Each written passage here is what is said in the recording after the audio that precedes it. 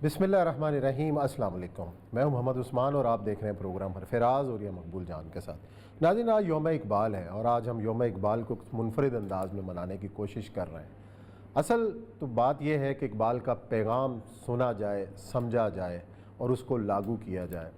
हम तो कहते हैं कि इकबाल ने पाकिस्तान का ख्वाब देखा था। क्या आज का पाकिस्तान इकबाल के उस ख्वाब के ऐन मुताबिक है? आज इसकी वजूहात तलाश करेंगे, इकबाल का ज़िक्र करेंगे। जो दो अजीम शख्सियात की हमने आपको ये दिखाई वीडियोस, एक तो काजी हुसैन अहमद जिन्हें इकबाल का हाफिज़ कहा जाता था और दूसरा अल्लामा खादिम रिजवी साहब जो इकबाल उनको अजबर था, एक डॉक्टर इसरार साहब, उनके भी हम गुफ्तगू सुनाएंगे इकबाल के बारे में। फ़िक्र इकबाल है क्या, उस पर भी करेंगे बात। प्रोग्राम के दूसरे हिस्से में जिक्र करेंगे तहरीक तालिबान पाकिस्तान और हुकूमत पाकिस्तान के दरमियान मुज़ाकरात और होने वाले सीज़ फायर का कि क्या मैकेनिज़्म बनने जा रहा है। और आज पाकिस्तान ने खसूसी अफ़गान फ़ंड कायम किया है। ये कितना बड़ा इक़दाम है। अफ़गानिस्तान का एक अहम वफ़द पाकिस्तान के दौरे पर भी आने वाला है और अफ़गानिस्तान की जो माशी मुश्किलात के हवाले से पाकिस्तान क्या किरदार अदा कर सकता है, इस पर भी हम कोशिश करेंगे कि अफ़गान साइड से कोई अहम रहनुमा को प्रोग्राम में लें। लेकिन अपना प्रोग्राम शुरू करते हैं, बढ़ते हैं इकबाल की जानिब। और ये सब आज आपका भी मसरूफ़ दिन था इकबाल। जी हाँ, मैं अल्लामा इकबाल का जो घर है ना, वहाँ पर उन्होंने जो ऑडिटोरियम बनाया, वहाँ पर जावेद मंजिल में था, वहाँ पर लेक्चर था। लेकिन आज हमारे दरमियान अहमद जावेद साहब मौजूद हैं और अहमद जावेद साहब जो है बहुत बड़े इसे कहते हैं ना, पूरे इस 50 साल के अंदर बहुत बड़ा आदमी है, जिंदा लोगों में से। बात करने से पहले जो हमने जो दो शख्सियात का इन्होंने जिस तरह काजी हुसैन अहमद, मैं तकरीर में इकबाल ऐसे इकबाल और जिस तरीके से वो खादिम साहब जिस तरह उसको इकबाल को जदीद दौर के साथ फिट करते थे, बताते थे। और जैसे कहते हैं एक वलवला ताज़ा दिया मैंने दिलों को, वो वाली कैफियत इकबाल की, वो कैफियत वलवले वाली वो पैदा करते थे। इसी तरह काजी हुसैन अहमद वो भी, और फिर काजी हुसैन अहमद तो इस्लाम के इकबाल को पैन इस्लामिज़म को उसको लेकर।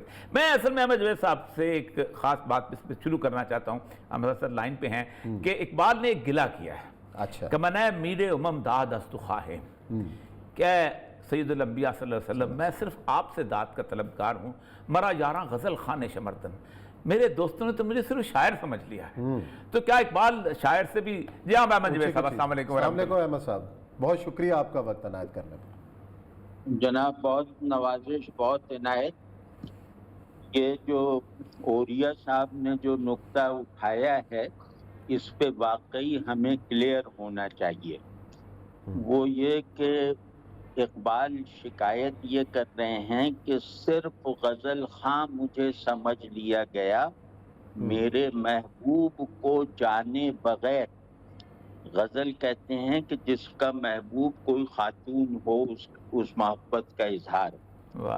तो इन्होंने कहा कि इनके महबूबीन जो हैं वो तो इस दर्जे के हैं, तो इन्होंने मुझे भी अपना जैसा आशिक समझकर मेरी शायरी से या मेरे पैगाम से वो फ़ायदा कशीद करने का रास्ता ही नहीं ढूंढा जो उन्हें इस पस्तिये मोहब्बत से निकाल कर इन जाली महबूबों से बुलंद करके तेरी तरफ आशिकाना यकसुई दे सके। सही, तो इसकी वो शिकायत कर रहे हैं और उसमें मीरे उमम से कह के वाज़े तौर पे इशारा कर रहे हैं कि मेरे तो तमाम जो हरकते इश्क है, मेरे इश्क का जो एक लामुतनाही सफर है, उसकी मंजिल तो आप हैं। अल्लाह। तो जिस इश्क को आपसे मखसूस होना है, वो इधर उधर के महबूबों पे भला सर हो सकता है, लेकिन लोग मुझसे इसी तरह के फायदे उठा रहे हैं। अच्छा अहमद जावेद साहब, इसमें इश्क़ रसूल की सूरत हाल नजर आती है तो वक्त हमारे कम है, लेकिन आज आपसे हम बहुत फायदा उठाना चाहते हैं। इकबाल का पूरा पैगाम जो इश्क़ रसूल का है, जो कि अंदलीब बाग हिजाज से लेके आखिर तक जो आता है कि अपना दुआ मुर्गे के दर सहरा सरे शाम वाली बात, इसको जरा सा बताइएगा कि इसकी कैफियत कैसे कैसे उन पर उतरते। जी हाँ, इसमें क्योंकि इसकी तो बहुत सारी जहतें हैं, क्योंकि इकबाल की फिक्र हो या इकबाल का वलवले इनकलाब या पैशन, ये दोनों जो हैं इनका मरजा भी रसूलुल्लाह सल्लल्लाहु अलैहि वसल्लम है और इनका माखज़ भी रसूलुल्लाह सल्लल्लाहु अलैहि वसल्लम है। تو اس میں بہت کثیر جہتیں ہیں. میں ایک نقطہ عرض کرنا چاہتا ہوں اور وہ میرے خیال میں نظر انداز کیا جاتا رہا اقبال کی شرح کرتے وقت یا اقبال کے پیغام انقلاب کو سمجھنے کی کوششیں کرتے وقت. وہ یہ ہے کہ رسول اللہ صلی اللہ علیہ وسلم سے نسبت ایمان بالغیب میں ایمان بالشہود کا رنگ پیدا کرتی ہے. واہ سبحان اللہ. تو یہ جو اینٹیفیکیشن ہے غیب کی رسول اللہ صلی اللہ علیہ وسلم کی ذات اقدس کی شکل میں، اقبال نے اپنے پورے عارفانہ اطمینان اور پورے عاشقانہ جذبے کے ساتھ اسے دریافت کیا تھا. اسی وجہ سے وہ ہر صورتحال کو، وہ صورتحال چاہے ہاں کہنے کا تقاضا کرتی ہو چاہے نہ کہنے کا تقاضا کرتی ہو، وہ دونوں طرح کی صورتحال اور صورت احوال کو رسول اللہ صلی اللہ علیہ وسلم سے براہ راست منسوب کرتے ہیں. اور دوسرا یہ کہ کیونکہ اسلام اپنے ایسنس میں آفاقی دعوت ہے اللہ کی طرف سے، مطلب یہ آخری دین ہے نا، تو اس لیے عالمگیر دین ہے اور قیامت تک کے لیے ہے. تو اس کی جو آفاقیت ہے اس پیغام کی، وہ قرآن کے لفظوں میں کم ہے، قرآن لانے والے کی ذات میں زیادہ ہے. ماشاءاللہ. یعنی قرآن لانے والا اپنی شخصیت میں آفاقیت کے جوہر کو ہم سے پہچانوانا چاہتا ہے، اور اس کی شخصیت کی یونیورسیلٹی کو سمجھے بغیر ہم قرآن کے یونیورسلائزیشن کے عمل کو شروع بھی نہیں کر سکتے.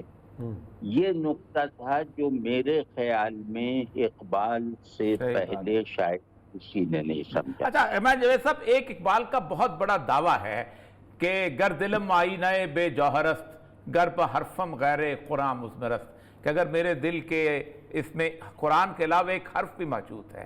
تو اس کی شاعری کے اوپر بہت سارے لوگ یہ، اور اس کے ساتھ جو قرآن گر تمہیں خواہی مسلمان زیستن نیست تم کن جز بقرآن زیستم، اگر تم مسلمان بننا چاہتے ہو تو قرآن کو. آپ یہ بتائیے گا کہ اس کے حوالے سے اقبال جو ہے اس کو آپ کیسے دیکھتے ہیں؟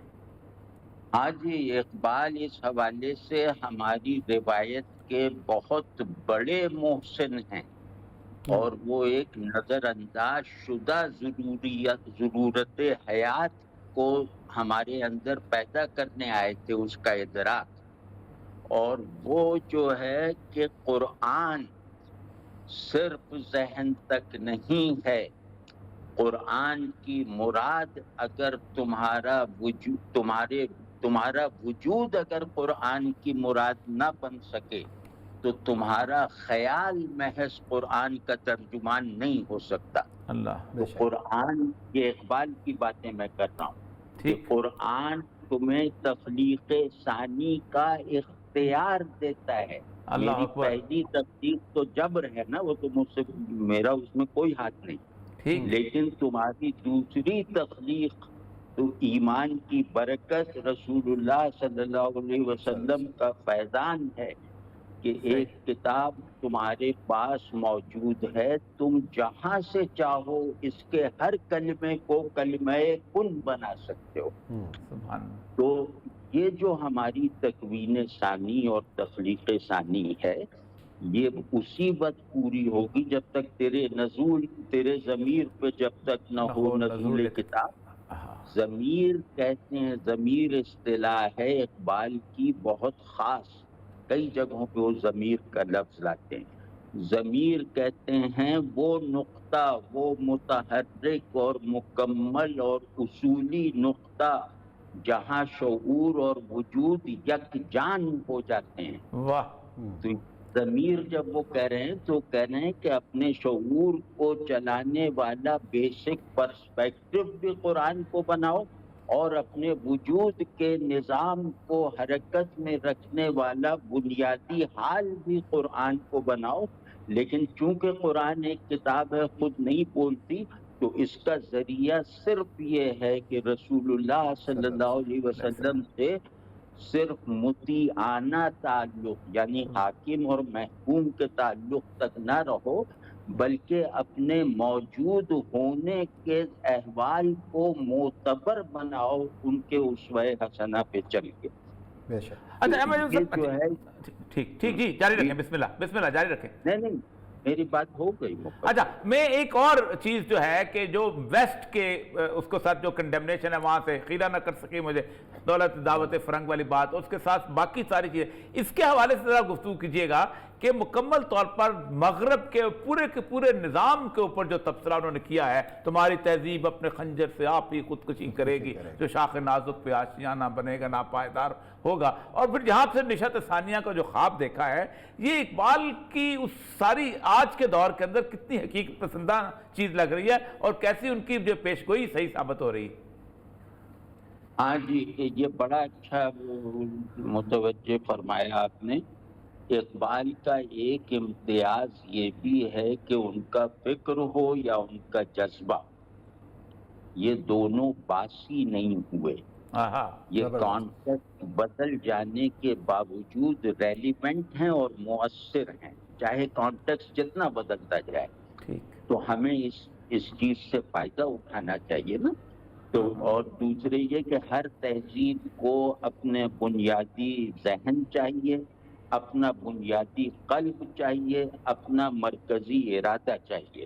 اقبال ہماری 200 سال کی تاریخ میں واحد آدمی ہیں جو اپنی تہذیب کا دماغ بھی ہیں، دل بھی ہیں، ارادہ بھی ہیں. یعنی کہ مرادات بھی متعین کرتے ہیں اور اس مراد کی طرف بڑھنے کے لیے جو پیشن اور جو واضح تصور چاہیے وہ بھی فراہم کرتے ہیں. بالکل. تو اتنی کاملیت اور جامعیت کی افسوس مطلب یہ کہ ہم نے وہ قدر نہ کی. اچھا احمد جاوید صاحب، ایک جو تعلق کہا جاتا ہے کہ جو فکر اقبال اور ساتھ مولانا مودودی کا ایک بڑا قریبی تعلق، اور مولانا مودودی کو وہاں پہ لے کے جانا پنجاب کے اندر اور وہاں پہ ایک دارالسلام کا بنایا جانا پٹھان کوٹ، تو یہ جو دونوں کا باہمی ایک تعلق تھا، ایک سوچ کا تعلق تھا کہ ایک نظر انتخاب اقبال کی مولانا مودودی پر پڑی، اور جو فکر مودودی ہے اس کو اقبال سے کس طرح جوڑا جا سکتا؟ ہاں یہ اچھا، میں اس سوال کا جواب تو عرض کر دیتا ہوں، لیکن مغرب والے حصے کا مجھے کچھ عرض کرنا ہے. جی بسم اللہ. تو وہ اقبال جو تھے نا وہ ایسے تھے کہ وہ تھیورائزر تھے. مطلب جیسے ہوتا ہے نا کہ ایک آئیڈیا ہوتا ہے اور دوسرا ایکچول ہوتا ہے. تو انسانوں کی ساری سرگرمیاں اپنے آئیڈیلز کو ایکچولائز کرنے میں صرف ہونی چاہیے. تو اقبال آئیڈیل فراہم کرتے تھے اور اس کے لیے ایکچولائزر یعنی اس کو عمل میں لا سکنے والا ڈھونڈتے رہتے تھے. یہ ان کا پوری عمر کا مزاج تھا کہ وہ ہر کام کرنے والی مثبت کام کرنے والی شخصیت کو ڈھونڈتے تھے اور اس کی افادیت کو امت مسلمہ کی تعمیر میں استعمال کرنا چاہتے تھے. تو وہ یہ جانتے تھے کہ ایکچویلٹی کے میدان میں ایک آدمی کافی نہیں ہوتا. آئیڈیا میکنگ تو ایک آدمی کر لیتا ہے، وہ ہمارے جیسے آئیڈیا پروڈیوسر تھے. تو اس معنی میں وہ جیسے انور شاہ کشمیری صاحب سے انہوں نے بہت اصرار کیا، سلیمان ندوی صاحب سے بہت فائدہ اٹھانا چاہا، اکبر الہی سے اپنی تہذیبی خلا کو پر کروانا چاہا. اسی طرح مولانا مودودی، تو مولانا مودودی کے ساتھ ایک آسانی یہ ہوئی کہ اس وقت یہ نوجوان تھے اور ان کے فکر کا سانچہ کم و بیش وہی تھا جو اقبال کا تھا. فرق صرف یہ تھا، مطلب جو سانچے کی میں بات کر رہا ہوں وہ دینی فکر کا سانچہ وہی تھا. یہ بھی قرآن کو مرکزیت دلوانے کا جذبہ اور عزم رکھتے تھے. تو اس وجہ سے اقبال کی نظر کتنی دور تک دیکھتی ہوگی کہ انہوں نے ایک نوجوان کے اس پوٹینشیل کو دریافت کر لیا اور پھر ان کے لیے ان کے کام کے لیے ایک سازگار ماحول کی فراہمی کا ذمہ لے لیا. واہ واہ. تو مولانا نے بھی اقبال کے اس عمل اور اقبال کی توقعات پر پورا اترنے کی مثالی کاوشیں کیں. اور بس صرف ایک فرق رہ گیا کہ اقبال کا زور تہذیب پر تھا. اقبال تمام مسائل کو تہذیب میں کھپاتے تھے. تو مولانا نے وہ کام نہیں کیا. لیکن بہرحال اقبال کی جو سیاسی فکر ہو سکتی ہے اور مذہب اور سیاست میں جو ایک آئیڈینٹی ہے وہ اس کا صحیح ہونا مولانا نے ثابت کیا. صحیح. اپنا احمد جاوید صاحب، ہم یہاں پہ بریک لے رہے ہیں. اب بریک کے بعد آپ ہمارے ساتھ رہیں گے. اپنے ناظرین کو ہم بتانے جا رہے ہیں کہ بڑی انتہائی زبردست اہم گفتگو جو ہے احمد جاوید صاحب سے آپ سن رہے ہیں. باقی گفتگو کا سلسلہ جاری رکھیں گے بریک کے بعد.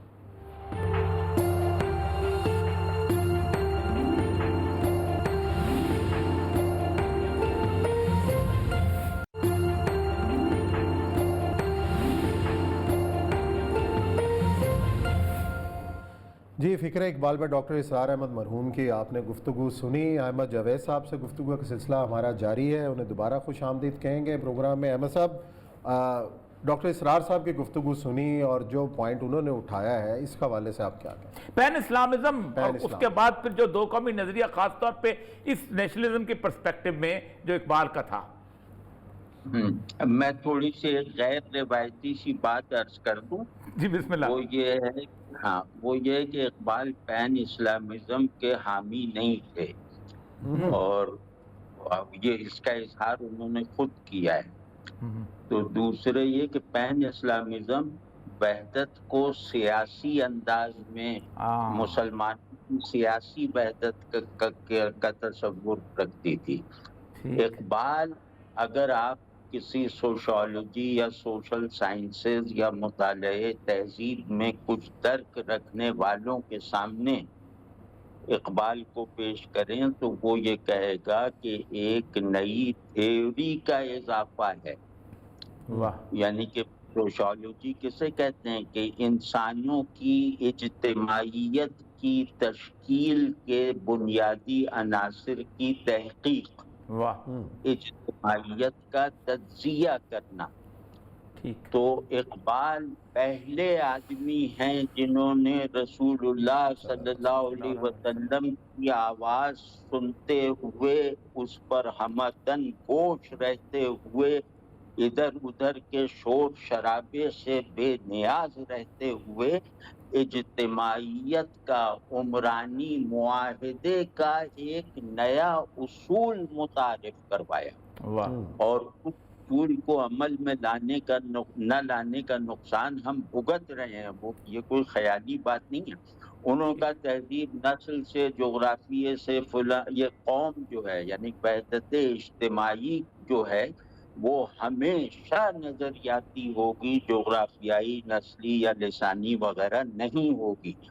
یہ اجتماعیت کا وہ آرڈر اقبال نے پورا روڈ میپ کے ساتھ بنا کر دکھایا ہے جو سوشل سائنسز کی بڑی تھیوریز میں اپنی جگہ بنا لیتا ہے. صحیح. تو ہم نے اس کی کوئی وہ تو اب یہ ڈاکٹر صاحب جو فرما رہے تھے بالکل ظاہر ہو تو بالکل ٹھیک ہے، کیونکہ اقبال نے بھانپ لیا تھا. کیونکہ قومیت یا نیشنلزم یا وطنیت جو ہے، جو اس زمانے میں مروج اور اس زمانے میں بھی حاضر، وہ اپنی کشش کے نقد اسباب رکھتی ہے. ٹھیک. وہ میرے ارد گرد بہت قربت اور اثر اندازی کے ساتھ موجود رہتی ہے.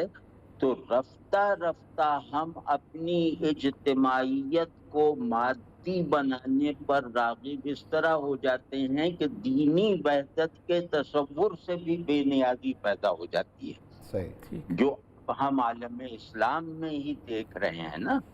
تو اس کو اقبال نے پہلے بھانپ لیا تھا اور انہوں نے کہا کہ رسول اللہ صلی اللہ علیہ وسلم سے وفاداری کے جذبے کو اپنی اساس وجود اور منزل شعور بنا کر دیکھو تو تمہیں نظر آئے گا کہ ایک وحدت کا دائرہ رسول صلی اللہ علیہ وسلم کی وجہ سے پیدا ہوا ہے، اور وہ ہے آپ کی ایمانی وحدت ایک آرگینک آرڈر کے ساتھ، یعنی آئینی طور پر محض نہیں بلکہ میرے جبلی وجود تک اثر انداز ہو جانے والی وحدت اسلامی۔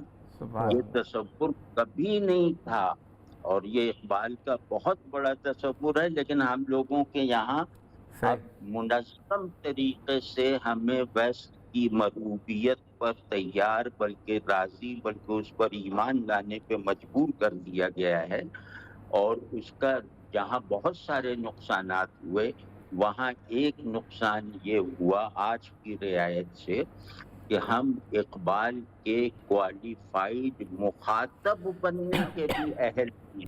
اللہ اللہ، بہت خوبصورت بات کیا میں صاحب، میں وقت بالکل کم ہے، میں آخر میں ایک مشہور واقعہ جو ہے جو اس کے حوالے سے جس میں رومی کا جو شعر کہ اولی بنیاد را ویراں کند، اگر کوئی تبدیلی لانا چاہتے ہو تو پہلے یہ خستہ حال عمارت کو گرانا ہوگا، اس کے اوپر ذرا سا تبصرہ فرمائیے گا کہ ہم نے جو اسٹرکچر اس وقت خستہ حال سمت کا ہے کیا گرانا مقصود ہے نئی عمارت بنانے کے لیے؟ جی بالکل، یہ اقبال نے خود اس کو نظم کیا ہے، رومی کے اس مصرے کو اپنی کسی نظم میں کہ اولا بنیاد را ویراں کند۔ تو اگر کوئی شکستہ اسٹرکچر ہو گیا ہو تو اس کو ٹھیک کرنے کا طریقہ یہ نہیں ہے کہ کچن نیا بنوا لو، ڈرائنگ روم نیا بنوا لو، اس پہ رنگ روغن کروا لو، یہ نہیں ہے۔ اصل یہ ہے کہ جو عمارت گرنے والی ہے اسے کھڑا کرے رکھنے سے جو ہے وہ کوئی فائدہ نہیں ہے، وہ جتن نہ کرو، اس کو گراؤ، اور اس زمین پر اس نے اپنے آپ کو بوجھ بنا رکھا تھا، اب اس زمین کے کندھے پر جو ہے وہ گویا تخت شاہی رکھ کے دکھاؤ، بالکل نئی عمارت بنے، اور اس نئی عمارت کے بلڈنگ بلاکس بھی پرانی عمارت جیسے نہ ہو۔ یہ تصور اجتماعیت و تہذیب کا جیسے ایک طرح سے خلاصہ ہے، جیسے ہم لوگ اب بالکل بے حس ہو گئے ہیں نا کہ ہم کہتے ہیں جہاں جو بات ملے لے لو، جو نظام ملے لے لو، ہمیں اس کا اندازہ ہی نہیں ہے کہ ایک بات جو ہے وہ آپ کی جو اندر کی کنڈیشنز ہے ان کو متاثر کرتی ہے۔ تو یہ ایک بات سمجھتے تو بھائی میں بہت زور دے کے کہنا چاہتا ہوں کہ اقبال میں ریلیونس والی جو عنصر ہے یہ بہت زیادہ ہے۔ اقبال نے ایک بہت بڑا مسئلہ بہت بڑے اسکیل پہ حل کر کے دکھایا، ان کی وجہ سے ہمیں پتہ چلا کہ بڑا خیال، بڑا نظریہ وہ اگر پیشن نہ بنے تو واہمہ ہے یا فلسفہ ہے یا شاعری۔ انہوں نے بلند ترین تصورات کو پیشن اور بلبلہ اور جذبہ کر دکھایا۔ اگر ہم اسی کی احسان مندی کے جذبے سے اسی جہت پہ کام کرنے لگیں تو ہمارے بہت سارے مسائل حل ہو سکتے ہیں۔ بہت شکریہ احمد جاوید صاحب، بہت شکریہ، آپ نے بڑی تفصیل سے بیان کیا اس فلسفے کو اور اس فکر کو، اور اللہ کرے کہ ہم اس فلسفے اور فکر کو اپنا کر جو ہے کامیابی کا راستہ اختیار کریں۔ آپ بہت شکریہ آپ کا، اور یہاں بریک لیتے ہیں، بریک کے بعد آئیں گے اور کچھ ذکر کریں گے افغانستان کی صورتحال اور پاکستان کے کچھ اقدامات۔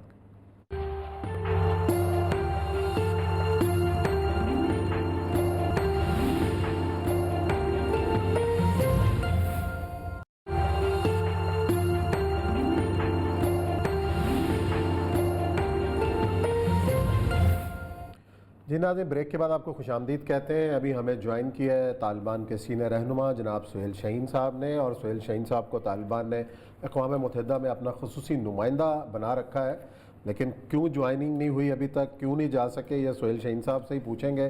اور خاص طور پر آج پاکستان کی جانب سے افغان عوام کی مدد کے لیے خصوصی فنڈ قائم کیا گیا ہے، یہ کتنی بڑی پیش رفت ہے، اور جو معاشی مشکلات اس وقت افغانستان کی حکومت کو درپیش ہیں اس کے بارے میں پوچھیں گے۔ السلام علیکم سہیل شاہین صاحب۔ وعلیکم السلام ورحمۃ اللہ وبرکاتہ۔ سہیل صاحب بڑے عرصے کے بعد آپ نے ہمیں وقت دیا ہے، یقیناً بہت مصروفیت رہی ہے آپ کی، اور ابھی جو چیلنجز جس قسم کے ہیں نئی افغان حکومت کو، سب سے بڑا چیلنج آپ کیا سمجھتے ہیں کہ اس وقت جو ہے وہ سب سے بڑا چیلنج افغان حکومت کے لیے کیا ہے؟ بسم اللہ الرحمن الرحیم، نحمد و نصلی علی رسول کریم، اما بعد۔ جی ابھی تو الحمدللہ وہ آکوپیشن ختم ہو چکا ہے، افغان لوگ عوام انڈیپینڈنس حاصل کر چکے ہیں، تو یہ اللہ تبارک تعالیٰ کی نصرت تھی، افغان عوام کی حمایت تھی، اور ہمارے غیور و مجاہد جو عوام کی جد و جہد تھی، تو الحمدللہ علی ذالک۔ ابھی ہماری مین چیلنجز یہ اکنامک پرابلم ہے، کیونکہ افغانستان کے تقریباً 80% لوگ پاورٹی لائن کے اندر زندگی بسر کر رہی ہے، تو یہ ہماری چیلنج بھی ہے، مشکل بھی ہے۔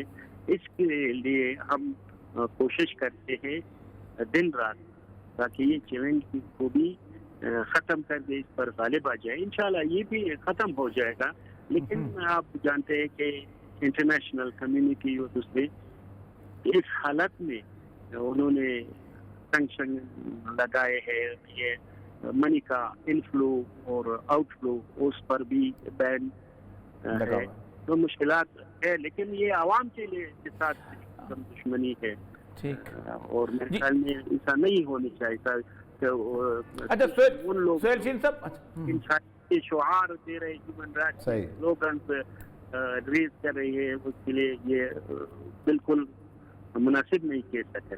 اچھا سہیل شاہین صاحب، ایک اہم سوال جو آج کل جو اہم ایشو بنا ہوا ہے وہ ہے تحریک طالبان اور حکومت پاکستان کے درمیان مذاکرات، اور اس کے اندر جو ہے وہ اطلاعات یہ ہیں کہ آپ افغان حکومت اور جو وہاں کے طالبان ہیں وہ اس کو سپورٹ کر رہے ہیں، تو اس کے بارے میں کیا پیش رفت ہے؟ کچھ تو اطلاعات آئی ہیں، لیکن جو کتنی بڑی یہ پیش رفت ہوگی کہ امید کیا ہے اس کے بارے میں؟ امید کیا آپ کو نظر آ رہی ہے کہ یہ معاملہ سیٹل ہوتا ہوا نظر آ رہا ہے آپ کو؟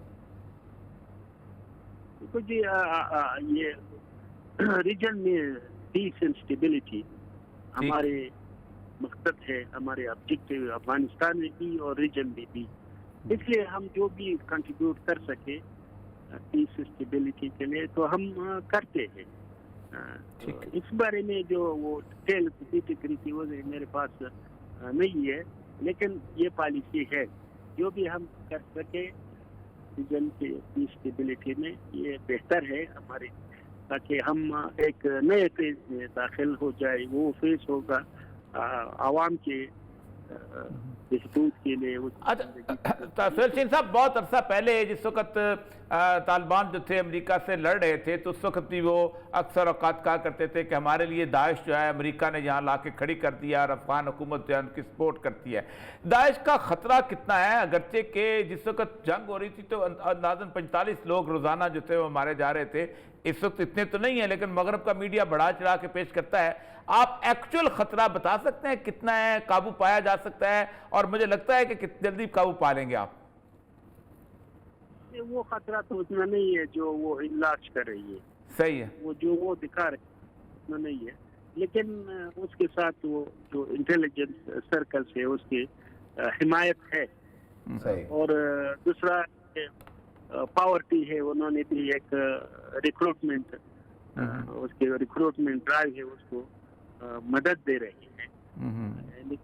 یہ داعش جو ہے یہ فارن فینامنا ہے، عوام میں روٹس نہیں ہے، لیکن وہ جو انٹیلیجنس اس کو پرووائڈ ہے، فائنینشیل سپورٹ پرووائڈ کرتے ہیں، اس کے بل بوتے تو اکا دکا واقعات ہو رہی ہے، لیکن وہ اتنا نہیں ہے کہ نظام کو اسٹیبلائز کرے۔ جی بہت شکریہ سہیل شاہین صاحب، بڑی تفصیل سے آپ نے صورتحال سے آگاہ کیا۔ وقت کی کمی ہے، نہیں تو آپ کو تو ہم لائن پہ رکھتے، تو یہاں پروگرام کا وقت ختم ہوتا ہے۔ انشاءاللہ کل پھر آپ سے ملاقات کریں گے کچھ نئے موضوعات کے ساتھ، کچھ نئی خبروں کے ساتھ۔ اپنا خیال رکھیے گا، اللہ حافظ۔